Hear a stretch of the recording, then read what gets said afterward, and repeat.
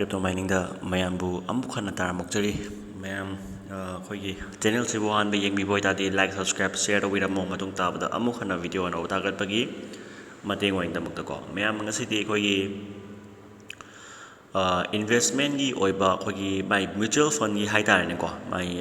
adumba mutual fund gi part hai tare sam hai ta khoi ne kada ni invest taw ni kadom ne invest taw ni hai bagi pot ama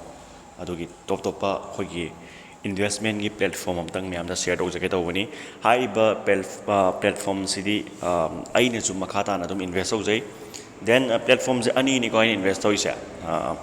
si INDmoney haiba siga amasung Paytm kano siga Paytm money siga ko dum makha da dum link pijarongge alo myam na join to bi yani ko join tawsan bi ba matam da kano ni tawduje khoi gi maru oina join tawsan bata khoi gi aingondana lupa manga phangaga adomdana lupa 250 gi stock kuma phangdoini ko magi demat account se hek hanga matungda ko adumai lakani poche ko ado hojik se kamai tawbono ha matamda khoi gi FC kano taw jingai mangoina na khoi gi Facebook da khoi gi yam toina ma haina bam lebo ko Aadhaar ga pan ga leiraga di lupa paisa phangba yai na haise adugi pot ni ko adum ayamba aduda dum link to ba yai ko si bocha adum hairap man ra chalani ko si bocha ado yengasi aina makha da link pijaramage adum join to san biram ado step by step kamaina half kani haibudi khangdraga di aina mathangi video da dum semjarake ko dui poche ko ka su thodokna luba makti natte ko ado kamai taraga tawgani haibaduma yengminarase ko khoi fast khoina sin maru oina aina kano di balance ke kadi high tawjarage ko maru oina aina sidani aina invest tawriba ayamba poche hai tare ko sida magi mutual fund sumai changani mutual fund changa mathak ta loina lairani ko large cap mid cap then small cap loi lairani ko everything ko large cap mid cap small cap ko everything loina adu kitamakta loi lairani large cap haisina koi gi top 100 company or 200 company above the oibudu boina large cap haina khangnei ko then the mid cap haisina koi gi top 50 company gumba lakani aduga small cap chu mainam lakani tawgadabu aikoina example nifty 50 hairase example ko nifty 50 hairase nifty 50 is karino Nifty NIFTY Nifty 50 fund Nifty 50 fund high sec karino Nifty 50 fund high sec koi gi top 50 company da nangi paisa je pithok toine ko nangi paisa je pithok toini pithoga high riba top 50 company sina mai jaga location da khaidok na kani ko khaidok na kanda adu da phangakpa interest amount high tare ko adu do nang muk lauchalaga nangonda sendoi oi kari oi phangdoi ne boko example ema haijake khogi tomba ma haise tomba ka uba nupa masa sina nangi lupa cham se invest tawdoi ne tomba sina ko tomba sina mai suppose example tomba sina mai lupa cham je invest tawjadoi ne ko invest tawjaba timing sida kamai tawgi hai matam da mana lupa cham si Reliance ki over Nifty 50 company da invest tawri hairase boko invest tawba matam da Reliance ki Nifty 50 sina top 50 company sida sangdokhrane paisa siko sangdokhra matungda mana sangdokhra kanda Reliance or khoi Vodafone ni khangdi Axis ni khangdi ama ni khangdi lo sangdokhrane ko sangdokhra kanda nangi lupa cham si or yankhai si hayeng interest kara ne bako kara matungda adugi interest to ne ba nangonda phangdeba interest plus sendoi do ne nangonda phangdeba bot ko aduna nangi lupa cham amasung lupa yankhai se mange hairagati kamai toro mang batare mangi hairagati India gi top 50 company or 200 company mayam se minus satpam daka lei sibam daka le bako aduna aduda sirakana nangi lupa cham lupa yankhai se manga tawne ba natadi mangba yade bako aduna adu siba potudi oithokta bawani dena ko oithokta bawani duna adui potudi khoina neglect to bi ai bako akoina cryptocurrency dagi taliba paisa any taliba paisa myam si khar do oisu masung ama do oisu ani do oisu mutual fund da invest option bio bako ai handak yam chawba kitang paisa gi darka laibam lai ado mutual fund gi da ai hamna ai khara kai thoe to khara kai thokpana dum yam tina kanaba nungaiba oiko aigi emergency fund da kai bi wani ko emergency fund aina taksagi bedo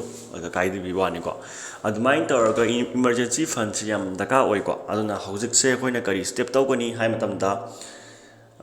haiba app INDmoney or amasung Paytm money se invest tawbiyo ko INDmoney sina henan benefit lay haibagi maram se kai gino hai matamda INDmoney si di nangi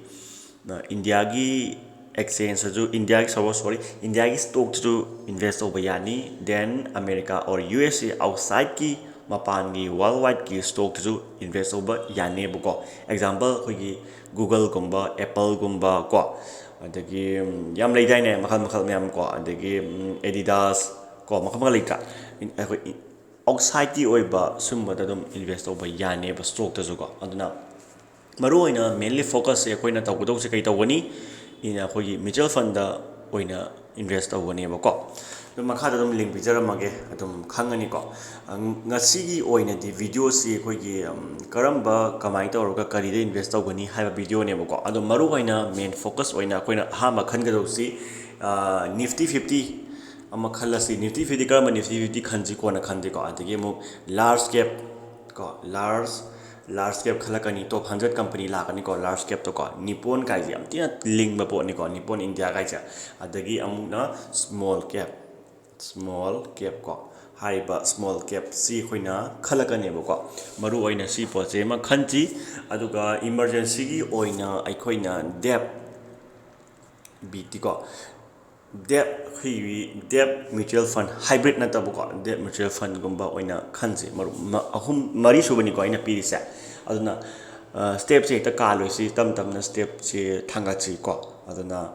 sumai tawroga khoi gi paisa se lupa cham chani som tha kuning invest tawre haira se ko nang sahim da nang cham chani do macha pok le ramone ba lupa lising ahum mari manga taruk hena pok le ramone ba ko yam ti kana ke ta ko yam ti kana bani ko cha aduna kana ba sidi yaragadi khoi manghaloi se ko aduna investment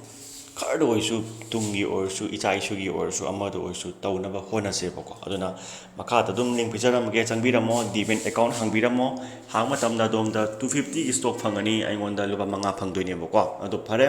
aduga Paytm money gi sumba koi gi referral and system ka yaudi ko aduna sida hana tawrasi aduga makha ta ba khoina Karamba stock or stock nate ko stock ti ai kya tawdi karamba mutual fund or karamba equity karamba hybrid tawbana phapra equity tawbana phapra adu yam khangna rasi ko adu next video ta si aduga maru oina khoi gi cryptocurrency khoi gi ai gi channel da subscribe tawriba sing ayamba matam da dum khara haire brother khoi cryptocurrency nataba investment gi matang da khardang haibiyo khopiyo adu mutual fund gi harak ni haraga songai haibirak te koi yam khangninge na hai ko risk koi hariba aina hariba singji zero risk ni ko zero risk hai samna haiba da moina di risk na haijar wani zero risk hai di aina isana khangjare ai zero risk ni haiba di nangna sida invest taw godoriba poche nongi ni natte haiba chahi mari manga tar long term investment oi wang changi matek nangi paisa chawrak toini nangi value hengalak toini ba ko